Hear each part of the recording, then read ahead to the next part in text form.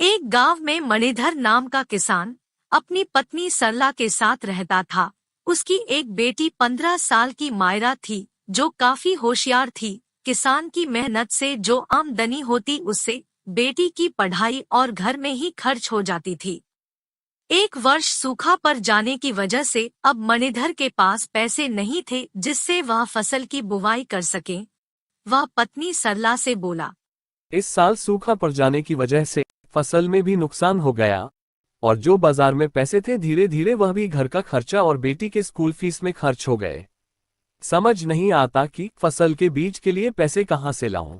परेशान क्यों होते हो जी? ऊपर वाला कोई ना कोई रास्ता निकालेगा। क्यों ना हम साहूकार से कुछ पैसे कर्ज ले ले और फसल की बिक्री होने पर उनको वापस कर देंगे। सरला की बात से मणिधर सहमत हुआ और वह साहूकार के पास गया। सेठ जी, इस बार फसल में काफी नुकसान होने से बुवाई के बीज के लिए मेरे पास पैसे नहीं हैं, अतः आप मेरी कुछ मदद कर दे तो बहुत मेहरबानी होगी। मणिधर, तू सेठ धनीराम के पास आया है। सेठ धनीराम सबकी मदद करता है तो तेरी भी मदद करेगा। जितनी रकम चाहिए बोल, 4 टके के हिसाब से जब चाहे वापस कर देना। सेठ जी, 4 टके? देख भाई, मैं यहाँ फ्री फोकट का धर्म खाता नहीं चलाता। तुझे अगर रकम चाहिए तो 4 टके देने ही होंगे, नहीं तो जा यहाँ से। अब मणिधर के पास दूसरा कोई रास्ता नहीं था।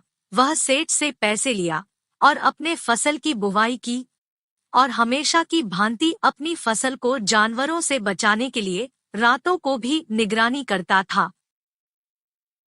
एक रात निगरानी के दरमियान एक जहरीले सर्प ने मणिधर को डस लिया और मौके पर ही मणिधर जमीन पर गिर पड़ा और सहायता न मिलने से उसकी मृत्यु हो गई।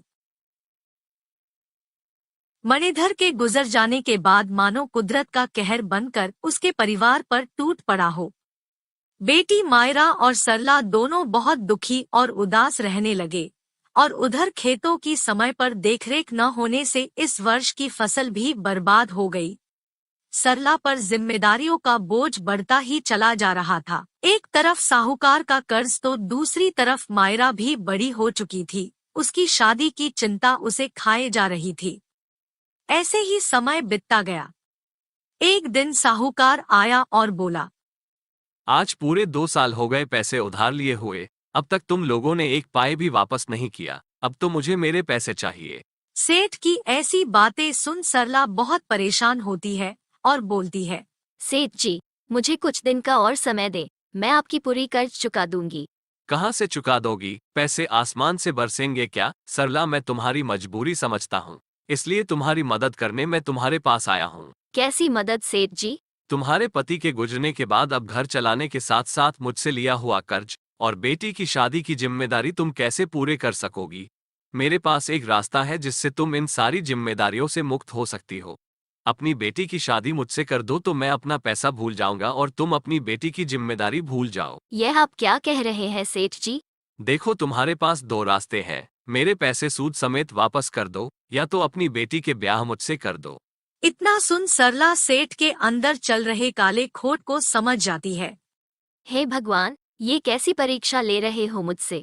चलो, एक प्रस्ताव रखता हूँ तुम्हारे सामने, हो सकता है भगवान तुम्हारी मदद कर दे। एक थैली में 2 कंकड़ रखता हूँ, एक काला और दूसरा सफेद। थैले से तुम्हारी बेटी को एक कंकड़ निकालनी होगी। अगर वो सफेद कंकड़ निकालती है तो तुम्हारा कर्ज माफ कर दूंगा, और यदि काली कंकड़ निकालती है तो तुम्हारी बेटी को मुझसे शादी करनी होगी, और यदि कंकड़ निकालने से वह मना करती है तो तुम लोग को ये गांव छोड़कर जाना होगा। सेठ की ये प्रस्ताव सुनते ही बेटी मायरा सेठ की सारी चालाकी समझ जाती है। मुझे आपका प्रस्ताव मंजूर है, लेकिन मुझे एक दिन का समय दीजिए। मैं चाहती हूँ कि इस प्रस्ताव का निर्णय पंच के सामने हो। इतना सुन सेठ हामी में सिर हिलाया और चला गया। सेठ के जाने के बाद सरला बोली, बेटी, यह क्या किया तुमने? उसका कपट भरा प्रस्ताव तुमने स्वीकार कर लिया। माँ, इसके अलावा हमारे पास कोई रास्ता भी तो नहीं था, और अगर हम समस्या से भागेंगे तो समस्या और बढ़ेगी। इससे अच्छा है कि डटकर उसका सामना करें। सेठ के इस प्रस्ताव से सरला और उसकी बेटी मायरा दोनों बहुत चिंतित थे। तभी मायरा को एक तरकीब सूझी। अगले दिन सुबह होते ही वह रास्ते से कंकड़ उठाकर लाई और अपने दरवाजे पर छींट दिया। कुछ ही देर बाद सेठ और पंच वहां पहुंचते हैं। शर्त की सारी बातें उनको बता दिया जाता है। सेठ पंच के आंख में धूल झोंकते हुए 2 कंकड़ नीचे से उठाया और थैली में डाल दिया, फिर बोला, इस थैली में एक सफेद कंकर और दूसरा काला कंकर है। अब इसमें हाथ डालकर एक कंकर चुनो।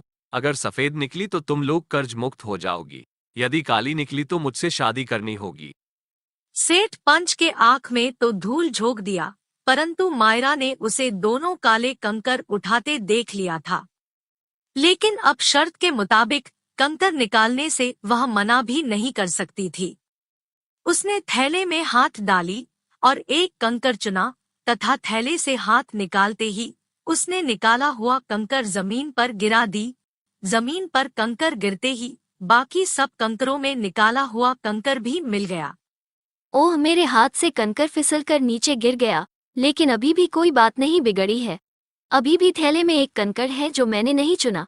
उससे हम पता कर सकते हैं कि मैंने कौन सा कंकर निकाला था। अब पंच के सामने थैले से दूसरा कंकड़ निकाला गया तो वह काला कंकड़ बचा हुआ था। पंच के समक्ष ऐसा माना गया कि लड़की ने सफेद कंकड़ का चुनाव किया था।